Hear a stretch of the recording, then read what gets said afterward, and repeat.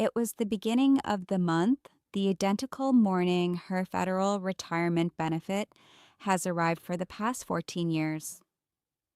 And a senior in Ohio sat at her kitchen table, monitoring her bank balance, anticipating a deposit that simply arrived arrived.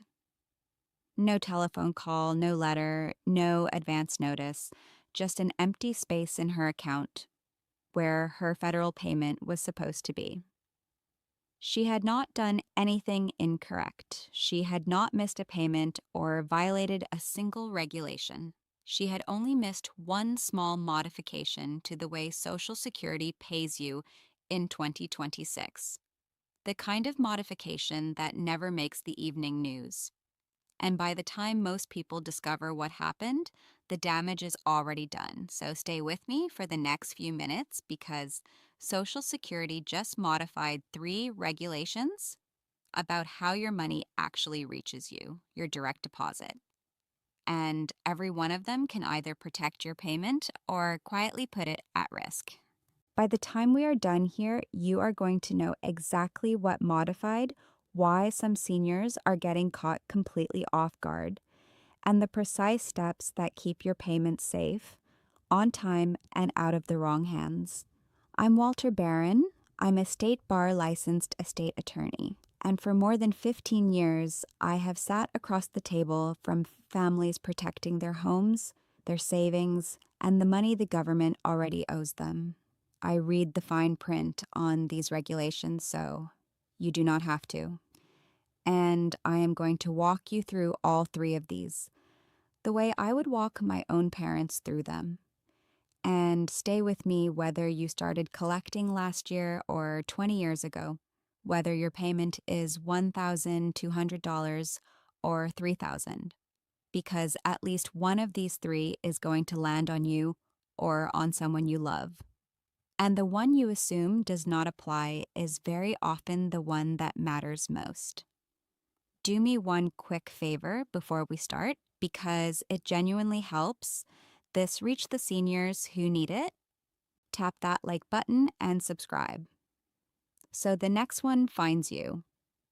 So let me lay the 3 out for you up front, and then we will take them one at a time and go deep. The first modification is to the payment itself. The paper payment era is officially over, and if the information on your account is even a little out of date, your payment can simply stop. The second modification is to how a modification to your deposit gets approved. It now happens in a single day instead of a month. And that speed is a gift to you and a gift to a fraudster at the very same time. And the third modification is to how you even get into your own account. There is now an identity wall standing in front of your Social Security login. And if you are on the wrong side of it the day a problem hits, you can be locked out of fixing your own payment, your deposit, your approval, your access. Let's get into it. The first modification is the one that sounds the most ordinary and carries the most immediate danger. For as long as most of us can remember, the government printed a payment, sealed it in an envelope, and put it in the mail.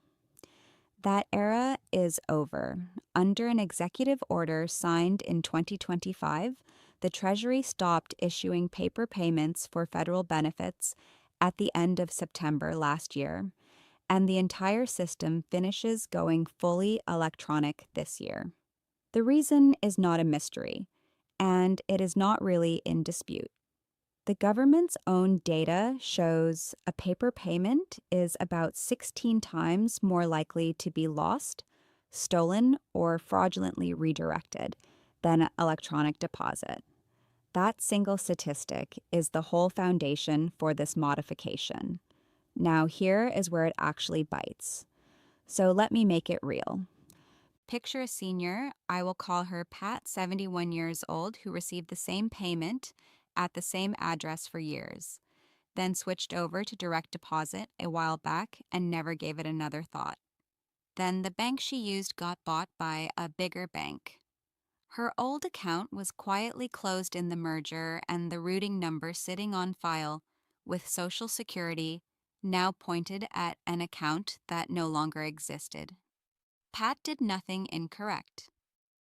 She broke no regulation, but on payment day, her money had nowhere to land and it simply did not arrive. And there is no paper payment coming in the mail to bail her out because that backstop is gone. This is the situation. It does not catch the people who did something incorrect. It catches the people who did nothing at all, who assumed the account they set up years ago was still good. So, the very first thing every single person watching this needs to do is confirm that the bank account Social Security has on file for you is the account you actually use today. If you have changed banks, closed an account, or been through a bank merger in the last couple of years, I want you to assume the information is incorrect until you have logged in and seen for yourself that it is right. The second modification is about how a modification to your direct deposit gets approved. And this is the one I need you to slow down for because it cuts both ways. It used to be that if you updated the bank account your payment goes to, the modification could take up to 30 days to actually take effect. That is over. Social Security now runs your new account information through a Treasury verification service that validates the bank almost instantly, and a modification can go through in as little as one business day. On the surface, that sounds like nothing but good news. Your money moves faster. Mistakes get fixed faster. But I want you to think like an attorney with me for 1 second. If a legitimate modification to your account clears in a single day, then so does a fraudulent one. The old 30-day delay was slow and annoying, but it was also a window, a month where an incorrect or criminal modification might get noticed and stopped before any money moved. That window is now about a day wide. So here's the regulation that protects you, and it has not modified. It has only become far more important. Social Security verifies your account through the mail. They do not call you, they do not text you, and they do not email you asking for your routing number or your account number to, quote, protect your payment. The phone is where the deception lives. Their own investigators describe the scheme in 4 simple steps. And once you hear it, you will recognize it instantly. First, the caller pretends to be someone official from the agency. Second, they invent a problem. Your benefit is suspended. Your account was flagged. There is an urgent review. Third, they apply pressure, usually a tight deadline, 24 or 48 hours. Act now or lose your payment. And fourth comes the ask. Your account number, your Social Security number, a verification code. Every version of this deception follows that exact path. If you are ever in a conversation that walks down those 4 steps, you are not talking to the government and you hang up. You reach out to them on a number you already have. They do not reach out to you for that. And while we are on the subject of money, the system will not simply hand you. So many of you have asked me to put the property tax breaks, the Social Security situations, and the bank protection moves I cover on this channel all in one place, with the exact steps so you are not digging through confusing government websites for hours trying to find what applies to you. So I did. It is called the Senior Money Playbook. It is written in plain English for people over 65. And the link is right down in the description if you want it. Now stay with me because the third modification is the one almost nobody is talking about, and it is the one that quietly catches the people who are not ready for it. The third modification is to how you get into your own Social Security account, and it is the one that sneaks up on people. For years, you logged in with a username and a password you set up a long time ago and you never thought about it. Those old credentials are dead. To get into your account on the Social Security website today, And to modify your direct deposit online, you now have to verify your identity through one of two approved systems, login.gov or id.m.me. If you never made that switch, your old username simply stopped working. And here's the real problem with that. The day you actually need to get into your account in a hurry, the day a payment is late or something looks incorrect and every hour matters, is the worst possible day to discover you are locked out and now have to complete a brand new identity verification process from scratch. So please do not wait for the emergency. Set up your secure login now, today, while everything is calm and nothing is incorrect. So the door is already open if you ever have to walk through it fast. And if doing all of that online feels like too much, you can verify your identity in person at a Social Security office. But again, you want that done before you need it, not in the middle of a crisis. So let me hand you the simple protocol, the very same one I would give my own parents. Just 5 steps, and you are protected. 1. Confirm the bank account on file with Social Security is the one you actually use today, especially if you have switched banks or been through a merger. 2. Set up your secure login through login.gov or id.mme now before you ever need it. 3. Know your payment date and write it down because the new schedule can shift your deposit by a day or two. And knowing the real date keeps a normal delay from feeling like an emergency. 4. If your deposit is late, give it 3 full business days before you do anything, because most delays in this new system clear on their own, and rushing in a panic is exactly the moment a fraudster is waiting to catch you.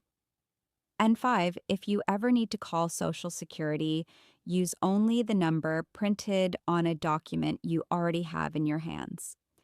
Never a number a caller gives you, and never a number from a random search result that could be a spoofed fake listing. And here is one last habit that quietly takes away most of a fraudster's power before they ever get to use it. If you have a spouse, an adult child, or a friend who helps you with your bills, tell them which bank your payment goes into. And agree together that if either one of you ever gets a call claiming to be from Social Security, you talk to each other first before anyone does anything. That one simple agreement shuts the door on the most common version of this deception before it can even start. Because here is the truth sitting underneath all 3 of these modifications. The paper safety net is gone. Your money now moves faster than it ever has. And the system quietly assumes that you are going to protect yourself.